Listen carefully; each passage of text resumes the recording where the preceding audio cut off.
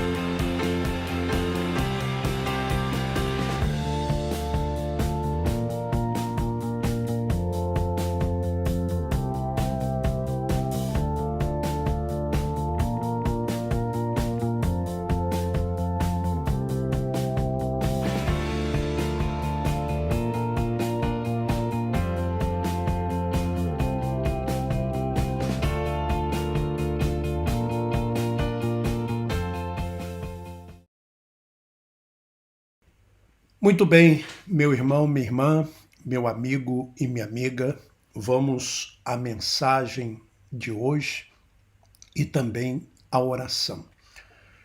Na sexta-feira eu iria tratar dessa mensagem, dessa passagem bíblica, porém, devido ao problema da internet, nós não conseguimos tratar dessa mensagem.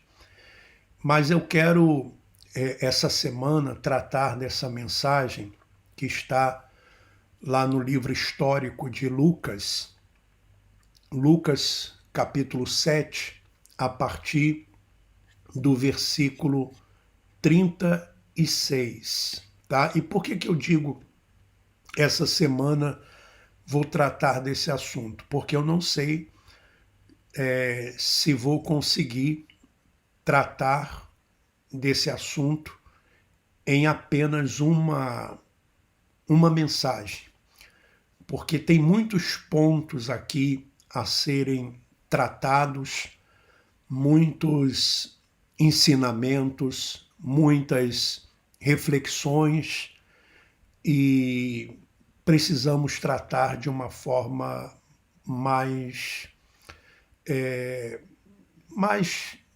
prudente, mais profunda também, porque é muito importante isso, tá?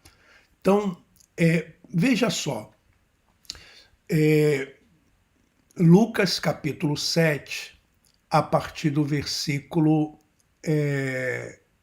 36. Jesus havia feito já alguns milagres e ele vai ser convidado para um jantar. Jesus vai ser convidado para uma ceia, para um jantar. E quem é que o convida? Para a surpresa, né? Quem o convida é um fariseu. Um fariseu era um homem muito religioso. O fariseu era um homem muito religioso. E ele vai convidar a Jesus para um jantar, tá? E é interessante, veja o que diz o versículo 36. Um dos fariseus convidou Jesus para jantar. Jesus foi à casa dele e tomou lugar à mesa. Então Jesus aceitou aquele convite, como Jesus também aceitou outros convites. Jesus, ele não apenas se reunia com pecadores, com publicanos, com prostitutas, mas ele também se reunia com fariseus. Ele também se reunia com fariseus. Você veja que Jesus ele não tinha esse problema de se reunir com as pessoas, de aceitar um convite e até mesmo de se oferecer para ir à casa de alguém, como ele se ofereceu para ir à casa de Zaqueu. Ele viu Zaqueu, que estava lá naquela árvore, e disse: Zaqueu, desce depressa, porque hoje me convém ir à sua casa. E ele foi à casa de Zaqueu. E aqui ele foi convidado por um fariseu, por um religioso, um homem que tinha as leis de Moisés como regra de vida, como base de vida, era muito rígido, tá? O fariseu era aquele religioso bem rígido, sabe? Tipo ali, aquelas coisas assim, bem puritano, sabe? Aquela pessoa bem puritana, que tem aquela aparência assim de santo, de santa, sabe? Enfim, que você olha assim, você diz assim, puxa vida, essa pessoa deve ser realmente uma pessoa santa, deve ser um santo, né? Bom, vamos lá. Aí o que aconteceu nesse jantar? Diz o seguinte, o versículo 37. Quando uma mulher daquela cidade, uma pecadora, soube que ele estava jantando ali, trouxe um frasco de alabastro contendo um perfume muito caro. Um perfume caro.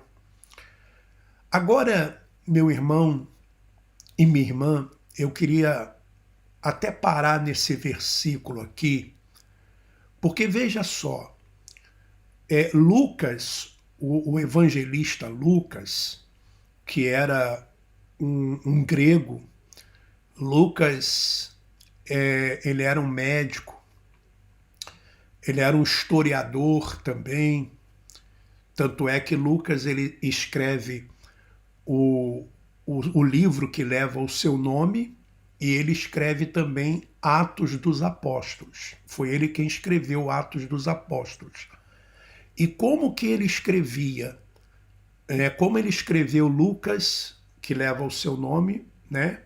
Esse livro que leva o seu nome, como que ele escreveu também Atos dos Apóstolos? Ele escreveu fazendo pesquisas. Ele escreveu ouvindo as pessoas, fazendo pesquisa, ouvindo as pessoas e tal. Foi assim que ele escreveu.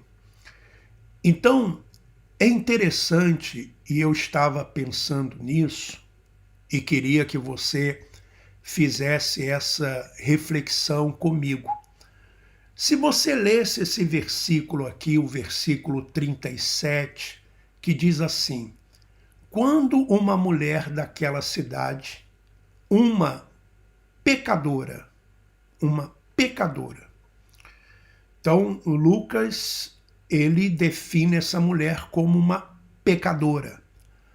Porém, ele não diz qual o pecado dela. Ele não fala qual é o pecado dessa mulher. Eu pergunto para você, meu irmão e minha irmã, qual seria, né, na sua concepção, qual seria na sua cabeça, nos seus pensamentos, o que viria imediatamente, o que você associaria imediatamente ao pecado dessa mulher? Porque veja que Lucas diz uma mulher pecadora, uma pecadora.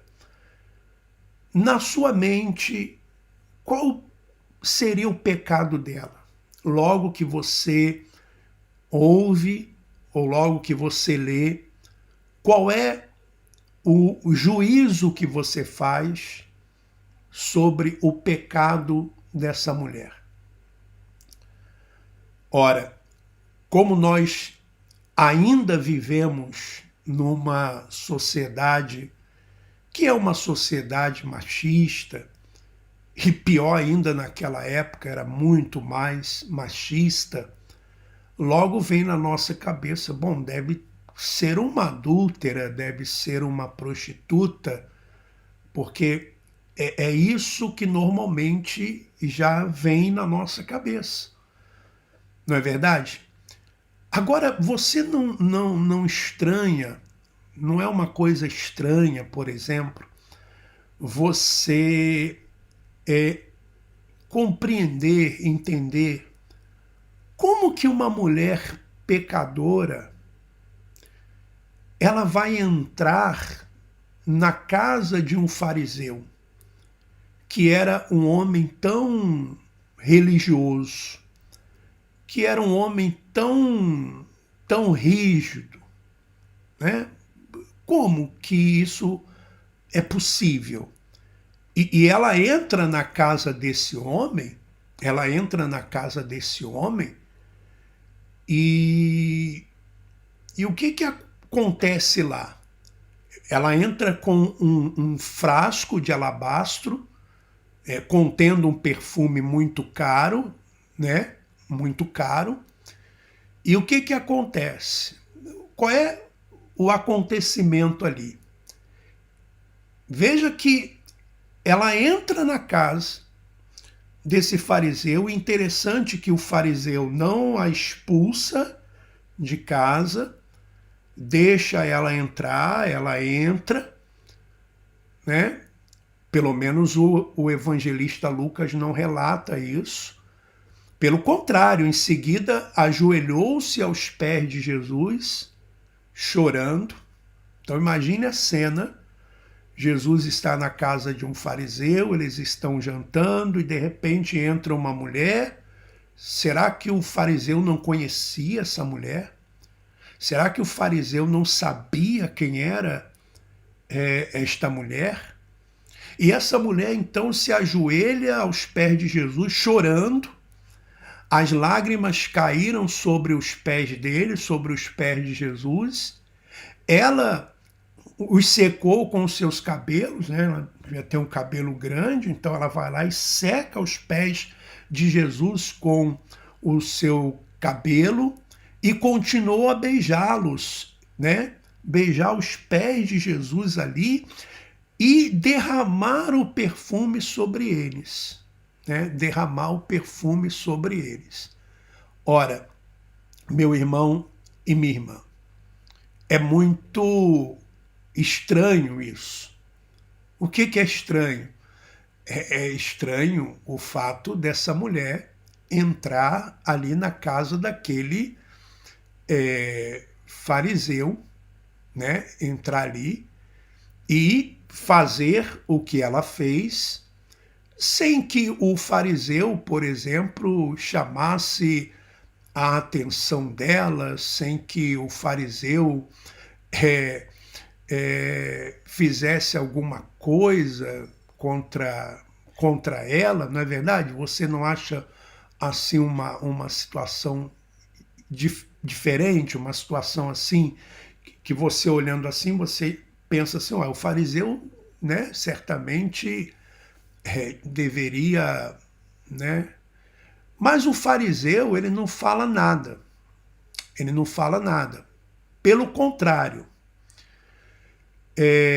quando o fariseu que havia, veja o versículo 39, quando o fariseu que havia convidado Jesus, viu isso, disse, abre aspas, consigo. Ele não falou com Jesus, não falou com a mulher, ele disse com ele mesmo. Ele pensou, se este homem fosse profeta, saberia que tipo de mulher está tocando nele. Ela é uma pecadora, fecha aspas. Ela é uma pecadora. Pergunto para você, meu irmão, minha irmã, qual era o pecado dessa mulher? Qual era o pecado dela? Bom, como já disse, nós vamos logo imaginar que seja ela uma prostituta. Logo vamos imaginar que seja ela uma mulher da vida, não é verdade? Esse é o entendimento, o pensamento. Mas veja que Jesus, ele conhece os pensamentos e conhecia os pensamentos daquele homem. Então, o que aconteceu? Jesus disse ao fariseu: Simão, preste atenção nesse nome. Simão, preste atenção nesse nome. Jesus disse ao fariseu: Simão, o nome do fariseu era Simão, tá? Tenho algo a lhe dizer. Diga-me, mestre, respondeu Simão. Então Jesus lhe contou a seguinte história.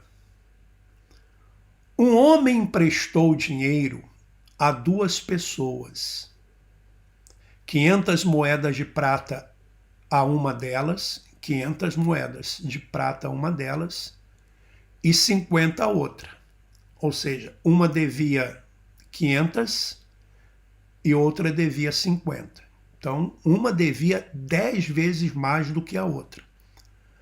Como nenhum dos devedores conseguiu lhe pagar, ele generosamente perdoou ambos e cancelou suas dívidas. Cancelou suas dívidas. Ora, meu irmão, minha irmã, Jesus aqui está dizendo que existem pessoas que realmente, elas, humanamente falando, a dívida delas é maior, porque são pessoas que já erraram muito. Isso na carne. Obras da carne. Poderíamos dizer aquelas pessoas que quando dão seus testemunhos, e eu acho que esse tipo de testemunho não deveria a pessoa dar, e depois eu vou dizer para você por que esses testemunhos as pessoas não deveriam dar, e vou dizer a razão depois para vocês. Existem pessoas que as vidas delas pregressa foram vidas mesmo, por exemplo, como bandidos, assaltavam, usavam drogas, se prostituíam, homossexuais, pessoas que viviam no alcoolismo, pessoas que participavam, por exemplo, de gangues, de pessoas até que já mataram, pessoas que já fizeram muito mal a outras pessoas. Os seus pecados na carne são grandes. E existem outras pessoas que não, talvez o pecado delas, pessoas que sempre viveram para casa, para a família, às vezes é uma mentirazinha aqui, uma mentirazinha ali, é uma coisinha assim, uma bebida aqui e tal, não que seja pecado, mas são coisas que de repente até a sociedade não leva em consideração. Então, eu entendo esses devedores dessa forma, sabe? Aqueles que os seus pecados para a sociedade são pecados grotescos, aquela coisa, essa pessoa aí não tem mais jeito, não tem jeito para ela, são representadas por aquelas pessoas que devem 500 e as outras representadas por aquelas que devem apenas 50, mas devem também. Só que Jesus fez uma pergunta para ele: qual deles o amou mais depois disso? Porque o Senhor cancelou as dívidas dos dois, tanto do que devia 500 como que devia 50. E aí Jesus pergunta, olha, ele perdoou a dívida do que tinha 500 de dívida e perdoou também a dívida do que tinha apenas 50. Qual deles o amou mais depois disso? Quer dizer, quem foi mais grato? Quem amou mais? Quem se entregou mais depois? Quem se deu mais depois? Bom, eu vou parar por aqui e vou continuar esse assunto amanhã. Mas só para não esquecer e amanhã, de repente, eu esquecer, eu vou dizer para você por que eu acho que hoje esses testemunhos que muitas vezes pegam, a pessoa foi uma prostituta, foi isso, foi aquilo outro. Você vê que aqui não entra muito em detalhe qual era o pecado da mulher. Mas por que eu acho que esse tipo de testemunho não, hoje em dia, se eu tivesse hoje uma instituição, não é o caso, não vou ter, e até mesmo aqui na igreja, em casa, aqui, eu não pegaria testemunhos de pessoas assim. Que a pessoa contasse o passado dela, o que ela fez, sabe? Por quê, meu irmão e minha irmã? Porque, infelizmente, o ser humano, ele não é igual a Deus. Deus, o Deus que eu creio, o Deus que eu confio, eu creio que ele, quando perdoa, ele tem realmente a capacidade de esquecer do pecado daquela pessoa. Ele tem a capacidade de ver a pessoa de uma outra forma, de uma outra maneira. Mas dificilmente a sociedade vai ver aquela pessoa de uma outra forma, de uma outra maneira.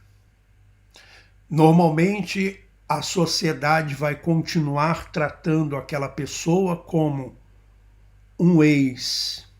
Só o fato de chamar de ex já é pejorativo. Tipo, ex-prostituta, ex-homossexual, ex-presidiário, ex isso, ex aquilo. Ou seja, a pessoa leva aquela marca a vida toda. Ela não consegue se desprender do seu passado, mesmo que ela queira. Sempre alguém vai estar ali lembrando ela. Você é um ex. Você é uma ex. Eis isso, eis aquilo. E a pessoa, no fundo, ela percebe, ela sente que ela continua sendo vista como era antes. Não como uma pessoa que realmente mudou, que houve uma transformação, que deseja hoje uma vida diferente, uma vida nova. Eu não sei se eu estou me fazendo entender, não sei se eu estou me explicando bem, se você me compreende, se você me entende e o que você está entendendo dessa mensagem, você pode deixar aí o seu comentário, né? Por favor.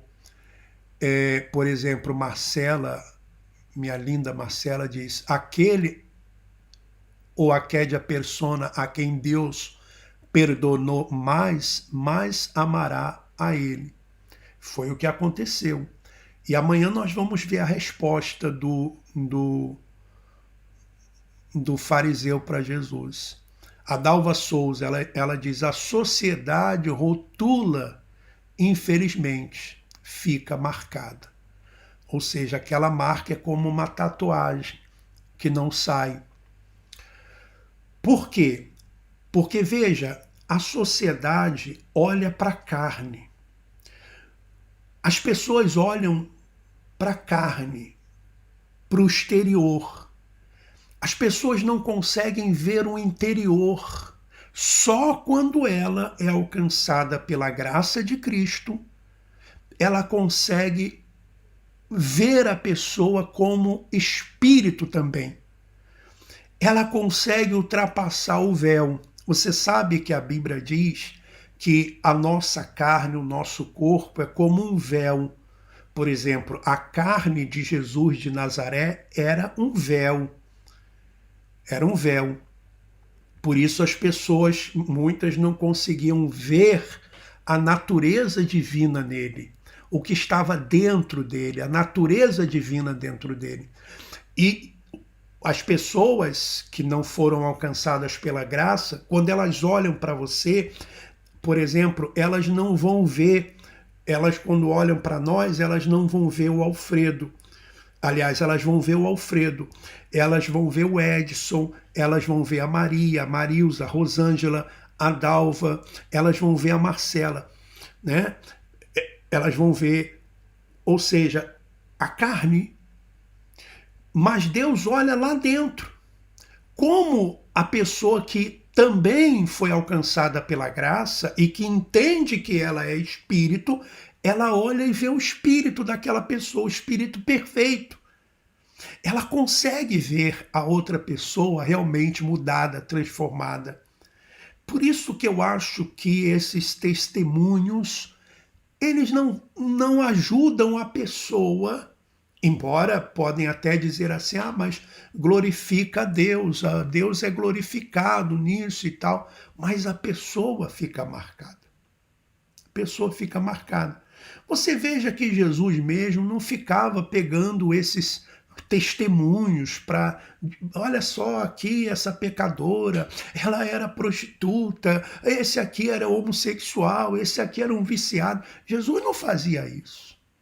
Não fazia isso. Né? A Bíblia fala que Zaqueu tal era um publicano que roubava as pessoas, depois ele restituiu, mas não fica entrando nesses, né? Por quê?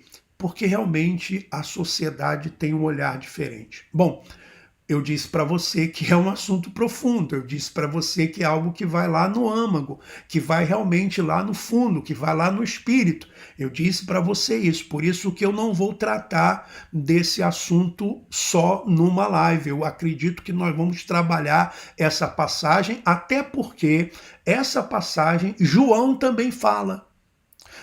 João também trata dessa passagem e aí nós vamos então buscar esse assunto aqui durante a semana. Tá combinado? Combinamos assim?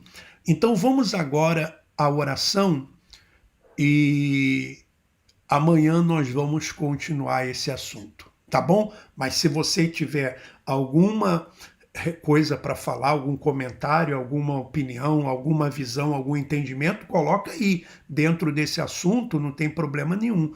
Aqui nós queremos realmente que você participe dando a sua opinião, dando a sua visão, o seu entendimento. Vamos à oração.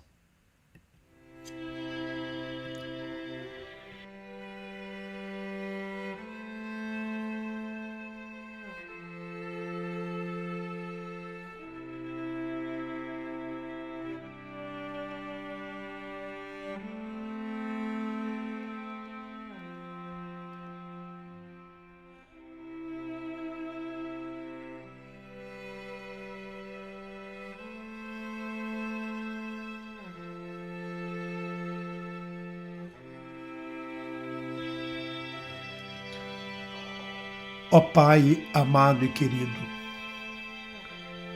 seja o Senhor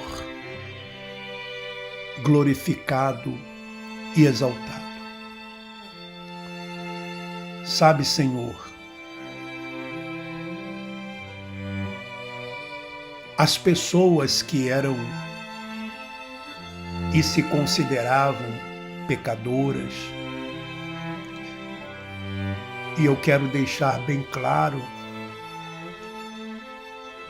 que nós estamos falando dessa passagem do antes da cruz. Então, antes da cruz, além do pecado de Adão, havia e até hoje existe o pecado da carne, que é errar o alvo. Mas as pessoas que eram pecadoras, elas não tinham medo de chegar até o Senhor, porque elas sabiam que o Senhor as receberia com amor. O Senhor as receberia com carinho, com compreensão. Mas hoje em dia nós vemos na sociedade, e às vezes até mesmo nós, se não vigiarmos, ao sabermos do passado das pessoas, muitas vezes nos falta a fé de crer que aquela pessoa mudou ou que deseja mudar. Às vezes nos falta vigiar, porque fazemos pré-julgamentos e muitas vezes também deixamos as dúvidas entrar em relação até mesmo à transformação que o Senhor pode fazer no ser humano. Ó, meu Pai, eu fico imaginando aquela cena, a mulher na casa daquele homem, aos pés do Senhor Jesus, chorando. Por que ela chorava? Porque quando nós lemos pecadoras, nós imaginamos uma prostituta. Porque não imaginamos que ela estava ali chorando aos pés do Senhor por ter sido violada por algum homem, ou por ter perdido o pai ou a mãe, ou por ter furtado alguma coisa. Talvez, por exemplo, ela tinha um vaso de alabastro, será que aquele perfume era furtado? Mas não. Os nossos pensamentos sempre muitos, às vezes são fixos, já são programados para determinadas coisas. Por exemplo, quando nós estávamos no sistema religioso, quantas coisas aprendemos lá dentro e hoje temos essas coisas como verdades. E quando alguém traz alguma coisa nova, nós dizemos assim, não, porque eu aprendi dessa forma, eu aprendi dessa maneira. Ó Pai, tem misericórdia de nós. Tem misericórdia de cada um de nós. Porque precisamos, enquanto aqui nesse corpo, enquanto aqui nessa vestimenta de carne, precisamos da tua ajuda, precisamos do teu apoio, do teu amparo, Senhor. Nos ajuda essa semana nessa mensagem, meu Pai. Dá-nos um entendimento para que venhamos compreender a profundidade dessa mensagem. Eu peço por cada irmão, por cada irmã aqui, que o Senhor dê forças, que o Senhor oriente os seus familiares, os seus entes queridos, dê paz, dê forças. Ó Pai amado, seja o Senhor glorificado e exaltado. Olha para os nossos familiares, para os nossos filhos, para os que estão em presídios, hospitais, os que estão em asilos, orfanatos, aonde quer que esteja alguém que precisa de ajuda, estenda a mão, meu Pai. É o que eu te peço e te agradeço. E todos os que creem digam, assim seja. Bom, aqui temos um comentário da irmã Kênia Reis. Verdade, concordo com o senhor, as pessoas não deveriam contar o passado como testemunho, somente para Deus ou para aquela pessoa que ela confia muito, né? Acho que, dependendo da pessoa, às vezes até um desabafo, mas a Maria, como Deus sabe todas as coisas, ela ama o pecador, isso é glorioso. Ele, né, no caso. Rosângela, muito obrigado, meu Deus maravilhoso, por tudo, até aqui nos ajudou e certamente continuará ajudando. Bom, nós vamos ficando por aqui, então amanhã nós estaremos de volta, tá bom? E que Deus continue abençoando a todos. Olha, uma semana maravilhosa. E essa semana vamos ler continuar essa passagem que realmente é bem interessante, tá bom? Forte abraço a todos e vamos em frente. Se eu tivesse o dom de falar em outras línguas, sem tê-las aprendido, e se pudesse falar em qualquer idioma dos homens ou dos anjos, e no entanto não tivesse amor, eu seria como o sino que ressoa ou um prato que estaria só fazendo barulho.